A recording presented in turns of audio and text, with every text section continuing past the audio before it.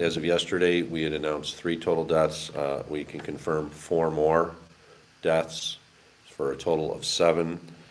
4 were confirmed during the overnight hours. I don't have the exact total of how they were found. I do know that some were found in cars and some were found actually on the street in snowbanks.